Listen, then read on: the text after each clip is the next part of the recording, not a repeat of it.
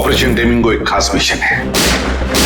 इस मिशन में हमारे अंडरकवर कॉप्स गैंगस्टर्स बनकर क्राइम सिंडिकेट्स में, गैंग्स में घुस गए हैं। और ये पैंट तुम्हें कहां से मिली? क्योंकि क्राइम स्पॉट पर मुझे तो ऐसी कोई पैंट नहीं मिली। सीआईडी के बेकसूर ऑफिसर्स मारे जा रहे हैं और आपकी मदद से हम उन्हें बचा सकते हैं। ये कैसे हो सकता है? दया का खून मेरी पैंट में। दया की जान खतरे में।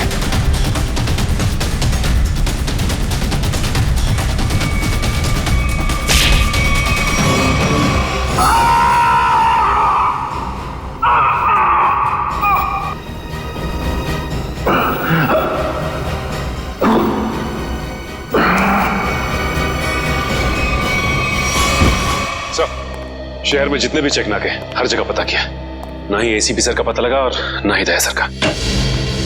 एसीपी का तो पता नहीं लगा, लेकिन दया का पता लग गया। पता चल गया? कहाँ है वो? जी, उन्हें कुछ गुंडे उठाकर कहीं कैद करके रखे हुए हैं। उनकी हालत बहुत खराब है। ये डॉक्टर प्रमोद, गुंडे ने जबरदस्ती उठा करके ले गए थे। एक्चुअली दया की पीठ में गोली लगी थी जो गुंडों ने इनसे निकलवाई थी। क्या? दया सर को गोली लगी थी? अभी दया कैसा है? खतरे से बाहर है? कुछ कह नहीं सकते। मैंने गोली तो निकाल ली है, पर वहां का माहौल जिस तरह का है, किसी भी मरीज के लिए वो ठीक नहीं है। आपको कुछ तो याद होगा डॉक्टर साहब, कहाँ है उन गुंडों का अड्डा? उन्होंने मेरी आंखों पर पट्टी बांधी हुई थी तो मैं कुछ देख नहीं सका। वहां जाने के बाद तो पट्टी खोली होगी ना? वहां पे देखा होगा उनको? उनके चेहरे याद हैं आपको? जी, चेहरा देखा हुआ है। Very good. पंकज, इसके जाट को बुलाओ जल्दी से।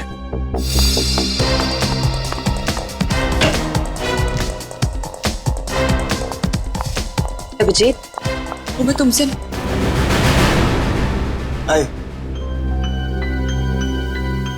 सर, आप यहाँ पे? हाँ, मैं यहाँ पर। अच्छा तारिका, पेट पर जो ब्लड लगा था उसकी डीएनए रिपोर्ट आ गई? हाँ हाँ। तो वही बताने आई होगी ना तुम अभिजीत सर को, या फिर तुमने पहले ही बता दिया होगा? अपने बॉस को, डॉक्टर सालुके को बताना कतई जरूरी नहीं समझा? नहीं, कोई बात नहीं, हो जाता है, चलो कोई बात नहीं। क्या है उस डीएनए रिपोर्ट में? वो ब्लड सैंपल किसका है तारिका?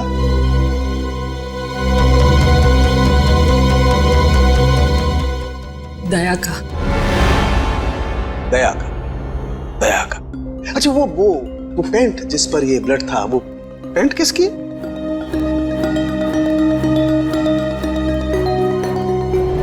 ये कैसे हो सकता है? दया का खून मेरी पैंट में। अभिजीत की। अब इतने दूर आए हैं तो ऐसे ही टाइम बेकार थोड़ी जाने दूंगी मैं। वाह बीवी जी वाह, इसे कहते हैं बहती गंगा में हाथ धोना। केतन, बहुत प्यास लगी है, नारियल पानी पीते हैं, चलो ना। केतन, अरे नहीं, क्यों? चलो ना प्लीज। केतन, बाकी शॉपिंग ना किसी और दिन करते हैं, चलो घर चलते हैं। नहीं, मुझे अभी शॉपिंग किसी और दिन। क्यों? समझो ना यार, मेरा पेट खराब है, प्लीज। नहीं अभी समझा करो, मैं कह रही हूँ ना अभी। चलते हैं, प्लीज मानो बात को। केतन, कहाँ थे तुम केतन? कौन है ये? मुझे क्या पता, मैं इन्हें नहीं जानता। तुम मुझे नहीं जानते? अपनी सिमी को नहीं जानते केतन? देखिए बहन जी, आपको कोई गलतफहमी हो गई है। ये केतन नहीं है, ये मेरे पति जय है। मुझे अपने पति को पहचानने में कोई गलतफहमी नहीं हुई। ये मेरे केतन हैं। शायद आपके पति की शक्ल मेरे से मिलती होगी। मेरा नाम तो जय है, जय धनकिशोर। ये देखिए मेरा ड्राइविंग लाइसेंस।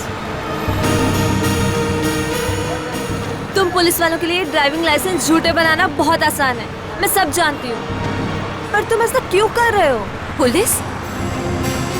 बहन जी, ये पुलिस में नहीं है, ये तो मार्केटिंग मैनेजर है। ये मार्केटिंग मैनेजर नहीं, मेरे पति हैं, एक पुलिस ऑफिसर। 6 साल पहले केस की ड्यूटी के लिए गए थे और आज तक वापस नहीं लौटे। 6 साल पहले? हाँ। आपकी शादी कब हुई? 5 साल पहले। तुम मुझ पे शक कर रही हो, और वो भी इस अजनबी औरत के कहने पे। चलो। केतन रुको, केतन।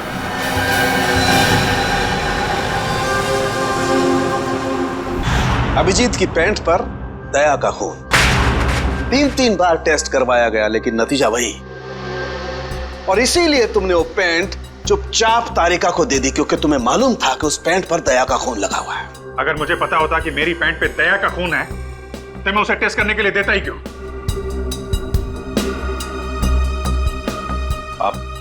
आप लोगों को कहीं ये तो नहीं लग रहा है कि दया की हालत का जिम्मेदार मैं हूं? चलो ठीक है, मान लिया। अगर तुम जिम्मेदार नहीं हो तो चोरी छुपे वो पैंट तारिका को देने का क्या मतलब? वो पैंट तुम डायरेक्ट मुझे भी दे सकते थे। दे सकता था सर, लेकिन आपकी आंखों पे मेरी खिलाफत का चश्मा चढ़ा रहता है। मुझे नीचा दिखाने का कोई मौका नहीं छोड़ते हैं आप, इसलिए आपको वो पैंट नहीं दी थी मैंने। और इसीलिए सीनियर इंस्पेक्टर अभिजीत, आपने ये भी नहीं बताया कि जिस वक्त दया जख्मी हुआ आप खुद वहां पर मौजूद थे।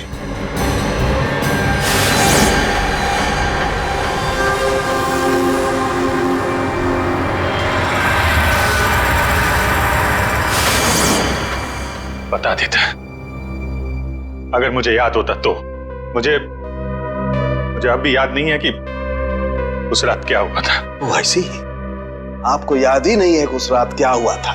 सालुंके साहब, हम लोग अभिजीत सर और दया सर की दोस्ती की कस्में खाते हैं और आप उन पे इतने गंदे इल्जाम लगा रहे हैं। हाँ सर, अभिजीत सर अपनी जान दे देंगे लेकिन दया सर पे खरोच नहीं आने देंगे। ओ चलो ठीक है, मान लेता हूं। मैं अपने शब्द वापस लेता हूं। I am sorry. मैं मान लेता हूं कि दया आज जिस हालत में है उसका जिम्मेदार अभिजीत नहीं है, लेकिन मैं ये बात मानने को कतई तैयार नहीं हूं कि जब दया घायल हुआ अभिजीत वहां था तो भी उसे कुछ याद नहीं। कोई तो ऐसी बात होगी जो अभिजीत के दिमाग में घुस गई होगी, कुछ तो। इट्स इम्पॉसिबल, कुछ भी याद नहीं है। डॉक्टर साहब, मेरी दुखती हुई नस पे नमक मत छिड़किए। आप अच्छी तरीके से जानते हैं कि मेरी याददाश्त। जानता हूं अभिजीत, याद दिलाने की कोशिश मत करो। मैं अच्छी तरह से जानता हूं कि जब सीनियर इंस्पेक्टर अभिजीत मुसीबत में होते हैं उनके पास अपने बचाव के लिए बहुत शानदार हथियार होता है, उनकी याददाश्त। प्लीज सालुंके सर, आप अभिजीत की इंटेग्रिटी पे hold on doctor Tarika. Integrity का पाठ आप मुझे मत पढ़ाइए।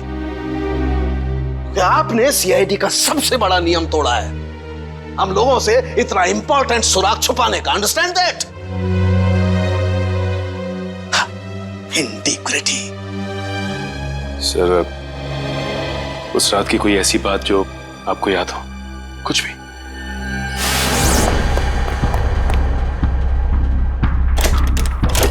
मैं तेजा के पीछे भाग रहा था, वो भाग के गाड़ी में बैठ गया और फिर किसी ने उसे गोली मार दी और गाड़ी से बाहर फेंक दिया।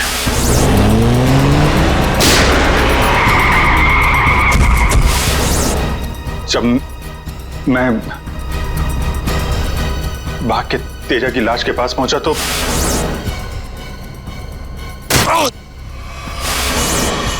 किसी ने मेरे गर्दन के पीछे कुछ सुई जैसी फिर मैं बेहोश हो गया और दूसरे दिन जब आंख खुली तो मैंने पाया कि मैं एक सड़क के ऊपर गिरा पड़ा हूं। इस बीच क्या हुआ मुझे कुछ याद नहीं, मुझे कुछ याद। ठीक है, कोई बात नहीं। उस रात एग्जैक्टली क्या हुआ था ये पता चल जाएगा इस गोली के जरिए। ये वो गोली है जो दया की पीठ में से निकाली थी डॉक्टर प्रमोद ने, और इस गोली की बैलिस्टिक रिपोर्ट से पता चल जाएगा कि दरअसल ये गोली किसकी गन से चली है। Tarika, come with me. Doctor Pramod, एक मिनट। आपको स्केच बनवाने हैं और मुझे आपसे कुछ सवालों का जवाब चाहिए। जी पूछिए। डॉक्टर साहब, आपको उन गुंडों ने कहां से किडनैप किया था? प्रताप नगर से। और फिर आपकी आंखों पे पट्टी बांध दी थी? जी, और उसके बाद गाड़ी में बिठाकर उनके अड्डे तक लेकर गए। अड्डे तक पहुंचने में आपको कितना टाइम लगा होगा, कुछ याद है आपको? 40-45 मिनट। 40-45 मिनट। कितने बजे की बात है ये?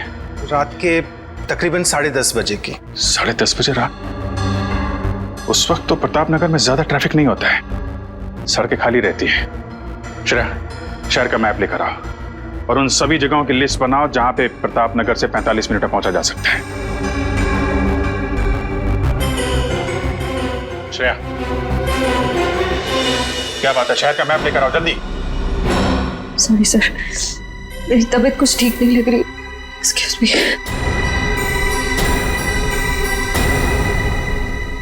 आई कांट बिलीव दिस माया। तुम्हें अपने पति की बात पे विश्वास नहीं है, लेकिन उस अनजान औरत की बात पे पूरा भरोसा है। एक औरत दूसरी औरत की आंखों में झांककर देख सकती है कि वो सच कह रही है झूठ, और उसकी आंखों में सच्चाई नहीं, उसके आंसू झूठे नहीं थे। माया, उसने 2-4 आंसू क्या बहा दी, वो सच्ची हो गई, और मुझे रोना नहीं आता तो मैं झूठा हूँ। सच बताओ, बताओ सच की कितने बीवी है तुम्हारी, और बताओ मुझे जे। अरे मुझसे एक तो समझ नहीं रही, मैं और रख के क्या करूंगा? वो तो आज मेरा नसीब अच्छा था कि मार्केट में तुम्हारी पोल खुल गई, और जिंदगी भर मैं यही सोचती रहती कि तुम मुझसे प्यार करते हो। हाँ माया, ये बात सच है कि मैं सिर्फ तुमसे प्यार करता हूँ। माया, तुम बताते क्यों नहीं हो सच अपने बारे में, अपने अतीत के बारे में कुछ बताते क्यों नहीं हो मुझे? माया, सब कुछ तो तुम्हें पता है कि मेरा आगे पीछे कोई नहीं है, तो तुम्हारे अलावा है कौन मेरा?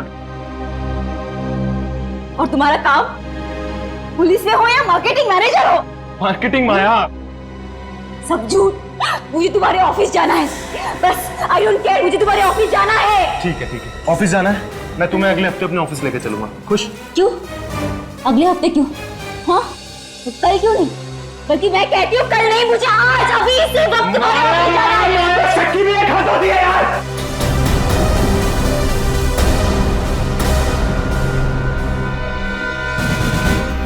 ठीक है मैं, I'm sorry मैं तुम्हें ऑफिस लेके चलूंगा। झूठ बोलने की भी हद होती है जय। उस केतन, अब जब तक मुझे सच्चाई नहीं बताओगे तब तक मुझसे बात करने मत आना तुम। माया, लिसन टू मी माया, सुनो माया, माया, माया, open the door Maya.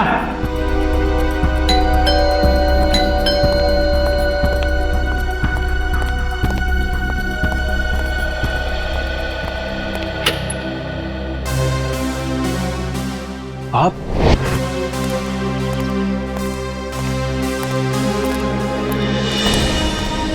Ketan, mission का काम रोक दो और इसी वक्त चले जाओ यहाँ से। नहीं सर, मैं इस मिशन को अपनी जिंदगी के 6 साल दे चुका हूँ। सर प्लीज सर, आप भी इस मिशन को मत रोकिए। सर मैं इसे पूरा करने के बहुत करीब हूँ। तुम समझते क्यों नहीं हो केतन? तुम्हारी जान को कितना बड़ा खतरा है पता है तुम्हें? और फिर मैं अपने और ऑफिसर्स की जिंदगी को कुर्बान नहीं कर सकता। 4 बजे मुझे गुलमोहर बस स्टॉप पे मिलो, एंड दैट्स एन ऑर्डर, समझे? Sir please sir please. Sir कुल मिला के 4 ऐसे इलाके हैं जो प्रताप नगर से 45 मिनट की दूरी पे है। ये है वीके रोड, जहाँ पे कॉल सेंटर्स और ऑफिसेज वगैरह हैं। ये तो वो जगह नहीं हो सकती। ये पश्चिम में श्याम नगर है सर, यहाँ पे ज्यादातर फ्लैट्स हैं। डॉक्टर साहब, आपको अच्छी तरीके से याद है जहाँ पे आपको ले गए थे वो जगह बंगलो या फ्लैट नहीं थी? जी, खंडर जैसी कोई जगह थी। अब बचता है साउथ और ईस्ट। ये साउथ में चित्रकूट नगर है और ईस्ट में विद्याधर नगर। चित्रकूट नगर में तो बहुत सारी दुकानें वगैरह हैं, और विद्याधर नगर यहाँ पे बहुत सारे स्टूडियोज हैं, फिल्म की शूटिंग होती रहती है। अरे श्रेया, अब कैसी तबीयत है तुम्हारी? मैं ठीक हूँ सर, थैंक यू। श्रेया, चाहो तो तुम घर चली जाओ और आराम कर लो, तब तक हम लोग ये सब पता लगाते हैं।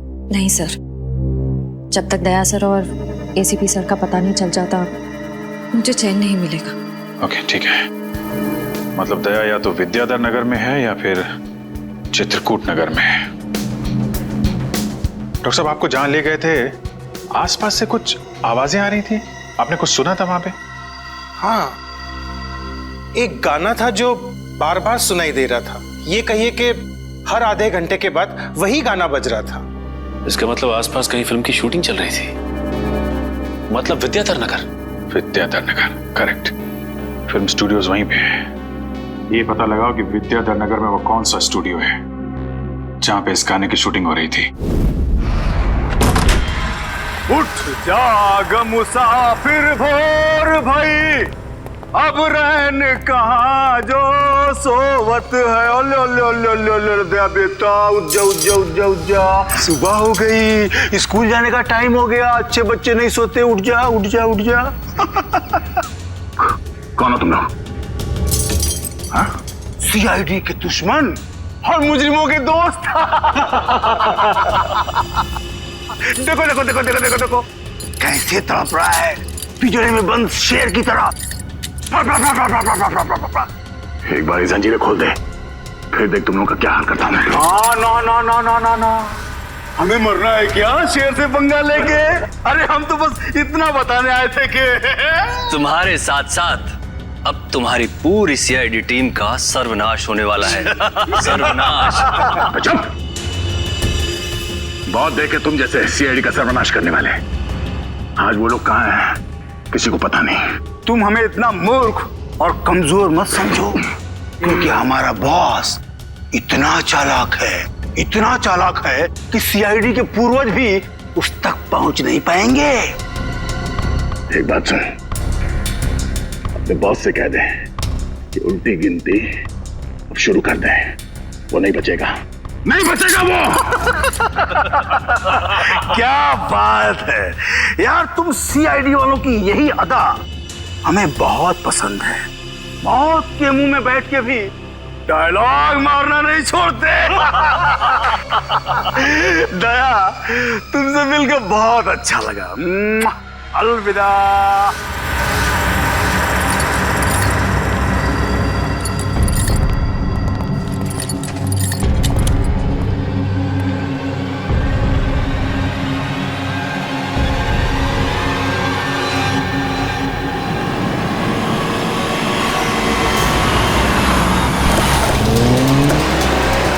चाय और प्यार व्यार गाने की शूटिंग इसी स्टूडियो में चल रही थी ना? सर, यही है वो विराज स्टूडियो। तया को यहीं कहीं रखा गया होगा।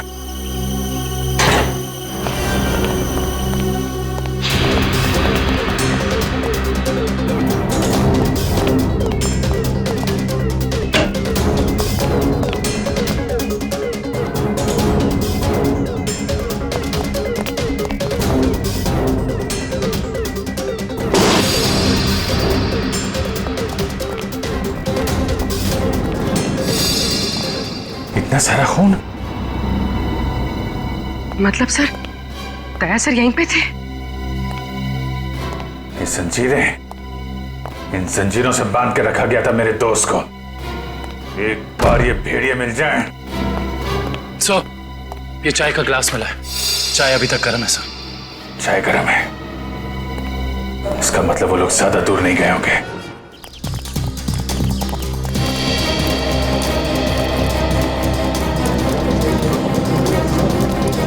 सर लगता है यहाँ पे कुछ हुआ है।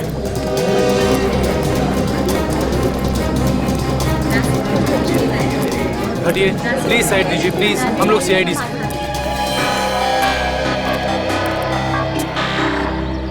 सो देखिए ना, किसी ने ऋतु का कत्ल कर दिया।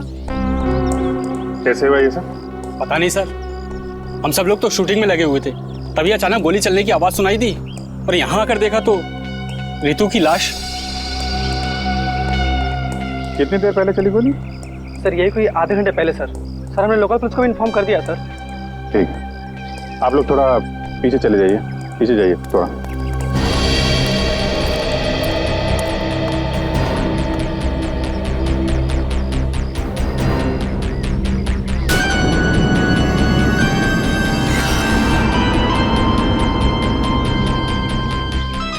एग्जिट गुंडा माथे पे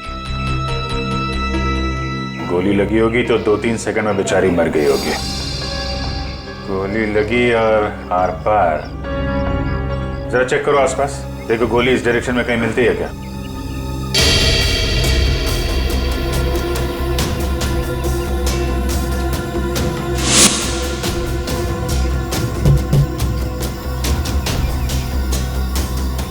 ये बेचारी यहाँ ऐसे बैठी थी, पीछे से किसी ने गोली मारी और ऐसे गिरी, और ये जख्म, ये क्या चक्कर है?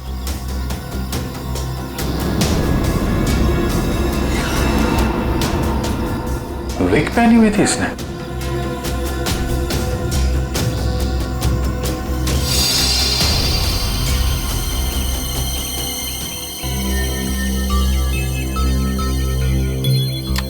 सर, हाँ पूरी, गोली मिल गई। राइफल की गोली लगती है, रख लो इसे। ये विग पहनती थी क्या? जी नहीं सर, वो एक्चुअली मेरी हेयर ड्रेसर थी और मेरे विग्स वगैरह सब कुछ वही संभालती थी।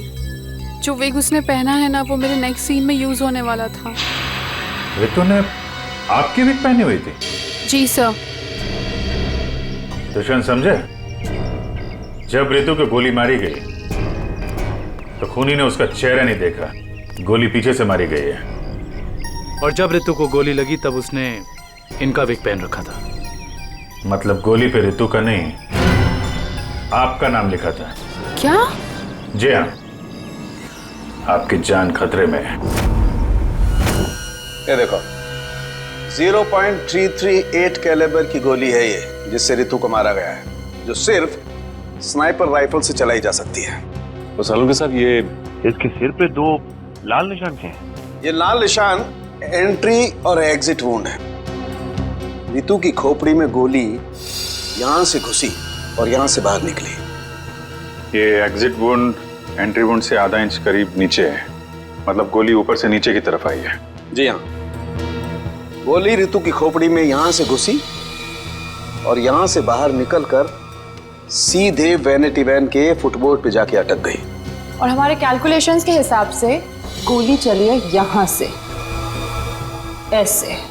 गोली लगभग 2-3 मंजिल की ऊंचाई से चलाई गई है। काफी कुछ पता लगा लिया सर आपने? हाँ, रितु के केस में तो मैंने काफी कुछ पता लगा लिया है। काश मैं ये भी पता लगा पाता कि दया और हमारे बाकी अंडरकवर ऑफिसर्स के साथ क्या हुआ था। मगर अफसोस, जो व्यक्ति ये बात बता सकता है वो बताना ही नहीं चाहता है। क्या मतलब है आपका बताना नहीं चाहता? याद होगा तो बताऊंगा ना। आपको तो बस बहाना चाहिए मेरे पीछे पड़े रहने का। नहीं अभिजीत, सालुके कभी किसी पर बेवजह इल्जाम नहीं लगाया करता है। डॉक्टर साहब प्लीज। आप क्या प्लीज? प्लीज सर, सालुंके साहब प्लीज, क्या आप फिलहाल हम सिर्फ रितु के केस के बारे में बात कर सकते हैं? रितु के केस में मुझे जितना बताना था मैंने बता दिया है। बस अब मुझे इंतजार है किसी ऐसे सुराग का जिससे ये पता लगाया जा सके कि दया के साथ क्या हुआ था। That's it. देखा, इसीलिए मैंने तुमसे कहा था कि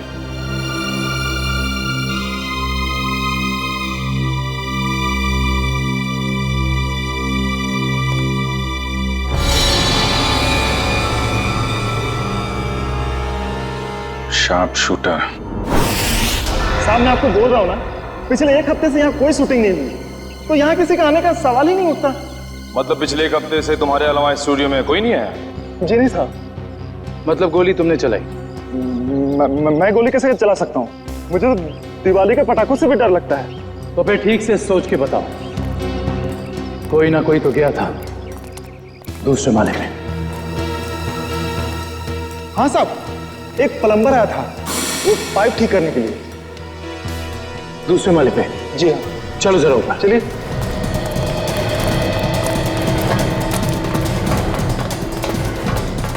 किस तरफ? ये साइड।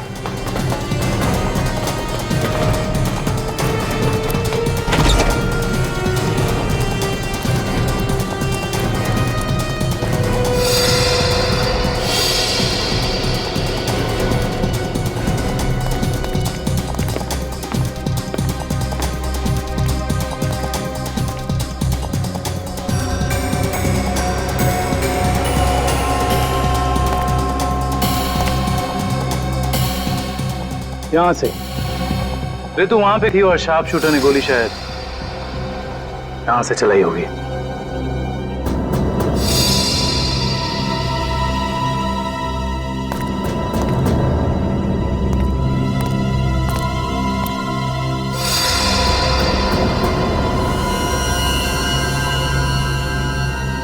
सर लवनिया पर गोली ही चलाई गई है। गिरा उस गोली का शेल। तुम साहब इसमें मेरा कोई दोस्त नहीं है साहब प्लीज मेरी शिकायत मत करना साहब, नहीं तो मेरी नौकरी चली जाएगी साहब, प्लीज। फिक्र मत करो। अच्छा ये बताओ कि उस प्लम्बर का चेहरा देखा था तुमने? स्केच बनवा सकते हो? साहब वो क्या है ना कि मुझे बिना चश्मा के ठीक से दिखाई नहीं देता, और वो जिस वक्त आया उस समय मेरा चश्मा कहीं खो गया था और मैं इसी चश्मे को ही ढूंढ रहा था। इस लावण्य का कोई ना कोई दुश्मन तो जरूर है, वरना कोई उसे मारने की कोशिश क्यों करता? इस लावण्य की कुंडली निकाली है सर, इसकी किसी से कोई भी दुश्मनी नहीं थी। हाँ सर, उसकी फिल्में फ्लॉप हो रही थी, तो ऐसा भी नहीं था कि किसी दूसरी हीरोइन ने ईर्ष्या से या जलन से उसे मरवाने की कोशिश की हो। लावण्य ज्यादा अमीर भी नहीं थी, तो पैसों के लिए भी हमला होगा ऐसा लगता नहीं है। सर हो सकता है वाकई में ये गोली ऋतु के लिए चली हो, लावण्य के लिए नहीं। ऋतु के बारे में तुम लोगों ने इंफॉर्मेशन निकाली है ना? हाँ सर, ऋतु की भी किसी से कोई दुश्मनी नहीं थी। कोई ना कोई तो ऐसी बात है जो हमारी निगाह से छुपी हुई है। लावण्य के बारे में जितने भी आर्टिकल्स वगैरह है ना, इनमें कोई ना कोई ऐसी बात हमें मिलेगी जो उस जानलेवा हमले से जुड़ी हुई है। सर ये 3 दिन पुराना पेपर है, इसमें न्यूज है कि लावण्य का सामान चोरी हुआ था ब्लू ईव रिजॉर्ट से। लावण्य के सामान की चोरी ब्लू ईव रिसॉर्ट?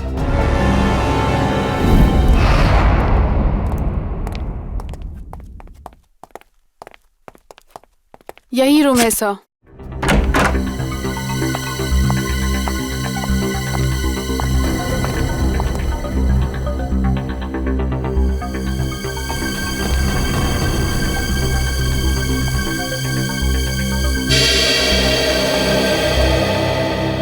इसी कमरे से आपके सामान की चोरी हुई थी? जी हाँ सर, पर कुछ खास सामान नहीं था, यही कुछ 1,500-2 हज़ार रुपए और नकली ज्वेलरी। और पुलिस को कोई सुराग नहीं मिला यहाँ से? नहीं सर। पर चोर अंदर आया कहाँ से होगा? खिड़की से, एसी डक्ट से, या फिर सर दरवाजे से आया था। पुलिस के मुताबिक उसने चाबी का इस्तेमाल किया था अंदर आने के लिए। और ये कमरे की चाबी किस किस के पास थी? एक मेरे पास और एक इन लोगों के पास। तो मतलब होटल के किसी अंदर वाले का भी काम हो सकता है ये? मैडम आप कैसी बातें कर रही है? 15 साल पुराना होटल है हमारा, हमने पूरी ईमानदारी और मेहनत से इसकी गुडविल बनाई है, और हमारे होटल का कोई आदमी ऐसा नहीं कर सकता। या तो ये काम किसी होटल वाले ने किया है, या फिर किसी बाहर वाले ने चाबी चुरा कर उसकी डुप्लीकेट चाबी बनवा ली है। और इन दोनों ही सिचुएशंस में आपका होटल जिम्मेदार है, समझे आप? रहने भी दीजिए ना सर, कहाँ इन छोटे मोटे सामान के लिए आप इन लोगों को परेशान कर रहे हो? लावण्या जी, हम ये पूरी कार्रवाई आपके सामान के लिए नहीं, बल्कि उस आदमी को पकड़ने के लिए कर रहे हैं जिससे आपकी जान को खतरा है। क्योंकि हमें लगता है इस चोरी का संबंध आपके ऊपर हुए जानलेवा हमले से हो सकता है। इसलिए जरा ठीक से याद करके बताइए, और कोई खास सामान या कोई कीमती चीज जो चोरी हुई थी? हाँ, मेरा तो नहीं, मगर मेरी हेयर ड्रेसर ऋतु का सामान चोरी हुआ था, और उसके बाद वो अचानक से उसका मूड खराब हो गया और वो बहुत रो रही थी। ऐसा क्या सामान चोरी हो गया उसका? एक अजीब सा शोपीस था। शोपीस? हाँ, मुझे भी हैरानी हो रही थी कि एक शोपीस के लिए वो इतने आंसू बहा रही है, और मैंने उसे कहा भी कि मैं एक नया शोपीस ला दूंगी उसके लिए, पर शायद वो शोपीस उसके लिए कीमती था। बहुत महंगा शोपीस था क्या? नहीं, ट्रिपोलिया बाजार में जो चाइनीज सामान की दुकान है ना, वहीं से लिया था। होगा कुछ 700-800 रुपए का। ट्रिपोलिया बाजार में चाइनीज सामान की दुकान?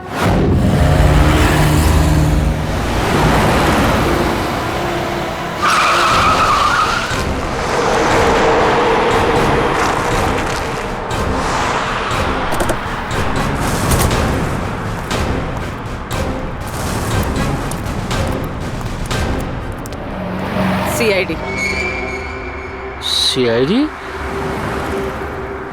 एक खून के सिलसिले में आपसे पूछताछ कर रही हूँ। खून? किसका खून हो गया है? ये ऋतु हैं, फिल्म इंडस्ट्री में हेयर ड्रेसर का काम करती हैं। कुछ याद आया?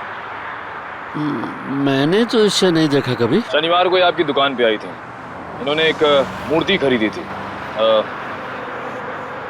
इस जैसी मूर्ति थी। शनिवार को तो मैं छुट्टी पे था। हाँ, सुशांत दुकान संभाल रहा था। क्यों सुशांत, तुमने देखा था इन्हें? हो सकता है यो, शनिवार का दिन बहुत बिजी दिन होता है ना, बहुत से लोग आते हैं। कुछ याद नहीं आ रहा। अच्छा जरा वो मूर्ति दिखाना। वो वाली भी।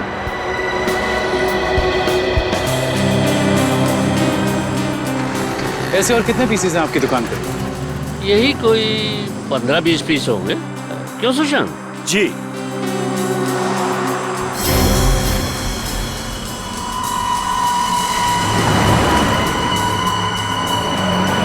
ये इन 2 बॉक्सेस पे ये क्रॉस के निशान क्यों लगे?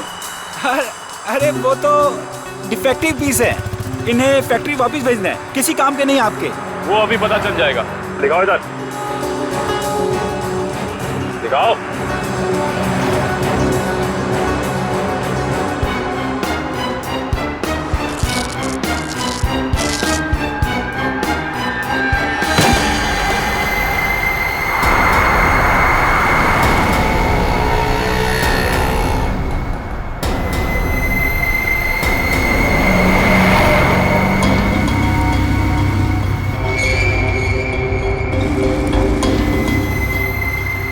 तो ये सब ड्रग्स का चक्कर है? रितु को भी ऐसे ही शोपीस बेचा था? सुशांत, तुम मेरी दुकान में ड्रग्स का कारोबार कर रहे थे? बंद करो अपना ये नाटक। चलो अरेस्ट कर लो इन्हें। आइए सर, आपको गलतफहमी हुई है। मैंने कुछ नहीं किया। चलिए मेरे साथ, आइए हमें दूर करते हैं। सर, आपको गलतफहमी हुई है।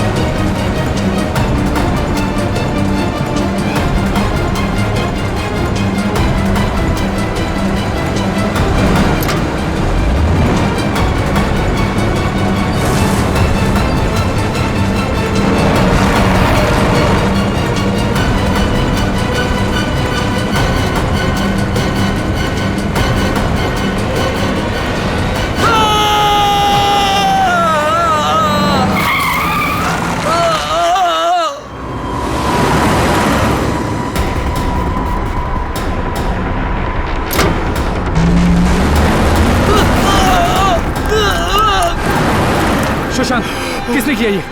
बोलो सुशांत, जवाब दो। हाँ बोलो, बोलो सुशांत, किसने किया ये? सुशांत,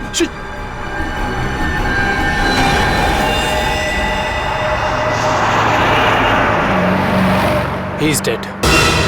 सर इतना तो तय है, रितु की मौत का संबंध इस ड्रग्स की तस्करी से है। हाँ पूर्वी, मगर इस ड्रग्स के रैकेट के पीछे है कौन?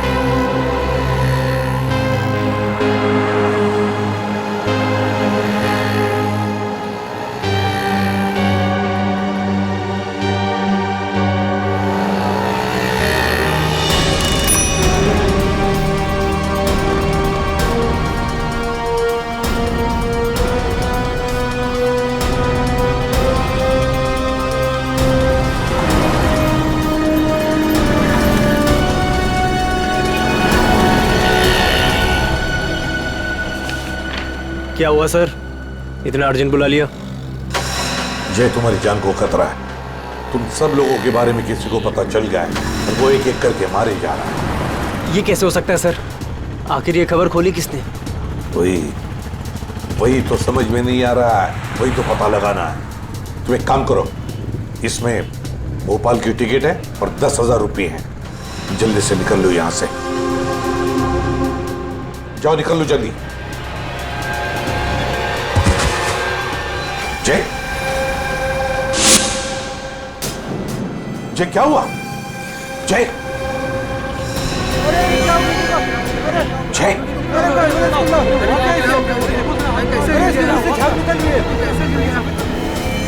My God.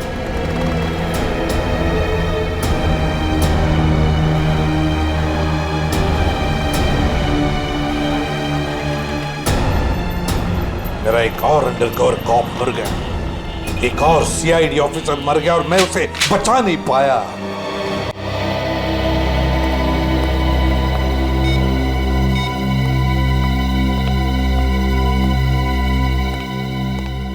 सर का फोन क्यों नहीं लग रहा है? श्रेया, दया सर भी वापस आ जाएंगे जैसे अभिजीत सर वापस आ गए। सर कैसे वापस आ जाएंगे? हमें ये भी नहीं मालूम कि दया सर कहाँ है। सर ना दया सर का पता लग रहा है ना ही एसीपी सर का। श्रेया, वो लोग सीआईडी ऑफिसर्स हैं, हजारों बार ऐसे तूफान से गुजर चुके हैं। जहां भी होंगे बिल्कुल ठीक ठाक होंगे वो लोग। सर आप ऐसा कैसे कह सकते हैं? आपने खून देखा था ना, कितना सारा खून पड़ा हुआ था वहां पे। और वो गोली जो दया सर की बॉडी से निकली हुई थी।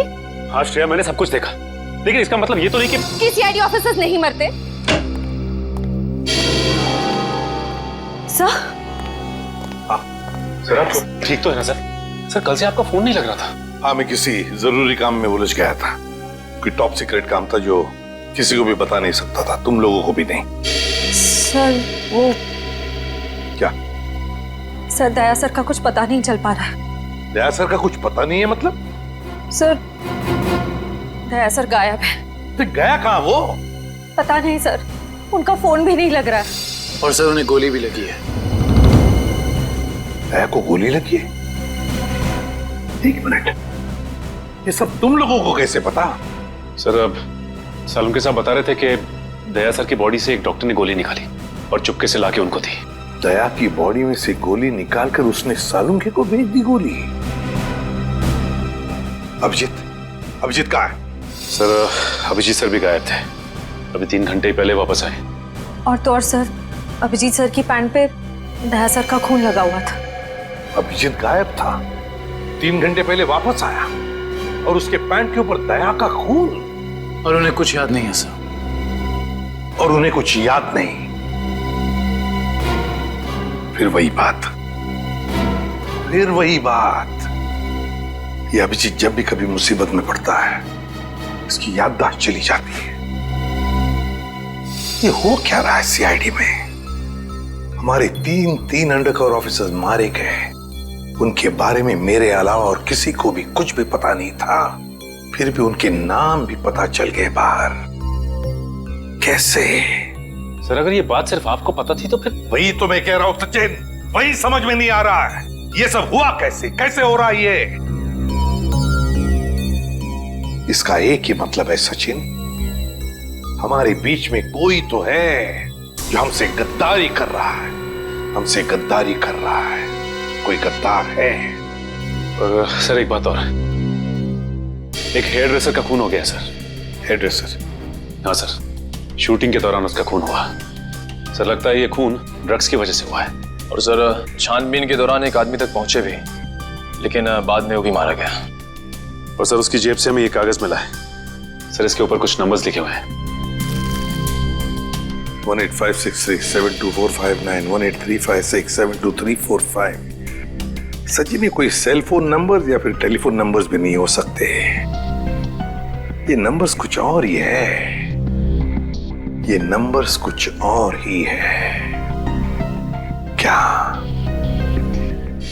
क्या नंबर्स हो सकते हैं ये? आसान। अरे ये लोग तो तुम्हारे साथ हैं। तुम्हारे ऑफिसर तो तुम्हें ढूंढ ढूंढ के परेशान हो रहे हैं। मैं कहाँ गया था उनको पता है। अब तू बता, ऐसी कौन सी बात है जो तू मुझे फोन पर नहीं बता सकता था? प्रद्युमन, ये बात हम दोनों अकेले में नहीं कर सकते। क्यों? ऐसी क्या बात है जो तू इन सबके सामने नहीं बता सकता? कर सकते हैं, लेकिन डरता हूं कि जिस आदमी को ये लोग अपना हीरो समझते हैं, जिसके जैसा बनने की कोशिश करते हैं, सपने देखते हैं, कहीं वो खुद आज इन लोगों की नजरों में गिर न जाए। घुमा फिरा के बात करना बंद कर साळुंखे और साफ साफ बता, और सबके सामने बता। ठीक है, साफ साफ बोलता हूं और इन सब के सामने बोलता हूं, लेकिन जो मैं बताऊंगा उसे सुन करके ये मत सोचना कि मैं किसी से बदला ले रहा हूं या किसी के साथ दुश्मनी निकाल रहा हूं। क्राइम स्पॉट की बैलिस्टिक रिपोर्ट आ गई है। क्या लिखा है रिपोर्ट में? पहली गोली चली कल्लू पर, अभिजीत की गन से। हमारे अंडरकवर कॉप पर? जी हाँ, और इतना ही नहीं, दूसरी गोली लगी भीखू को, दया की गन से। नहीं, ऐसा नहीं हो सकता। अभिजीत और दया सर भीकू और कल्लू को इस तरह से कुर्सी पे बांध के गोली नहीं चला सकते सर। बेटे, बैलिस्टिक रिपोर्ट कभी झूठ नहीं बोलती है। और सबसे इंपॉर्टेंट रिपोर्ट, वो रिपोर्ट जिसकी वजह से मैं इन लोगों को बाहर जाने के लिए कह रहा था। अभिजीत का फोन है। अभिजीत, कहां हो तुम? अभी इसी वक्त फोरेंसिक लैब में चले आओ। Forensic lab? क्यों सर, क्या हुआ? अभिजीत, तुमने गोली चलाई कल्लू पर। कालू को गोली मैंने? सर, मैं एक बेसहारा पर गोली क्यों चलाऊंगा? अभिजीत, तुम अभी इसी वक्त फोरेंसिक लैब चले आओ, and that's an order. Sir, ये बात सुन के जितना धक्का आपको लगा है उतना मुझे भी लगा है। जब तक मैं ये पता नहीं कर लेता कि उस रात क्या हुआ था, मैं नहीं आऊंगा सर। तो क्या तुम मेरे खिलाफ जाओगे? सर, मैं आपके खिलाफ नहीं जा रहा हूं सर, वही कर रहा हूं जो आपने हमेशा सिखाया है, सीआईडी की ड्यूटी सर। अभिजीत, मना कर दिया? आपके ऑनेस्ट, ब्रिलियंट, इंटेलिजेंट ऑफिसर ने आपका ऑर्डर मानने से मना कर दिया एसीपी साहब। मैं जानता था प्रद्युमन, ये अभिजीत एक न एक दिन पूरी सीआईडी टीम के लिए वो मछली साबित होगा जो पूरे के पूरे तालाब को गंदा कर देती। इस अभिजीत की वजह से पूरी की पूरी सीआईडी टीम बदनाम हो रही है। कलंक है ये अभिजीत, सीआईडी टीम पर एक बहुत बड़ा धब्बा है, कलंक। बस कीजिए सर, बस कीजिए। कितना भला बुरा बोलेंगे आप? मैं बस कर दूं? मैं तो बस कर दूंगा तारिका, लेकिन ये रिपोर्ट, इसका क्या करोगी? ये बस नहीं करेगी तारिका, ये बस नहीं करेगी बॉस। जानते हो इस रिपोर्ट में क्या है? क्या है उस रिपोर्ट में? दया पर गोली किसने चलाई? किसने मारी साळुंखे? किसने मारी गोली? प्रद्युमन, दया पर गोली तुम्हारे honest, intelligent, brilliant officer Abhijeet ने चलाई है। क्या? दया अभिजीत की गोली का शिकार हुआ है प्रद्युमन। अभिजीत ने गोली चलाई है दया पर। अभिजीत ने? हाँ, अभिजीत ने दया को गोली मारी।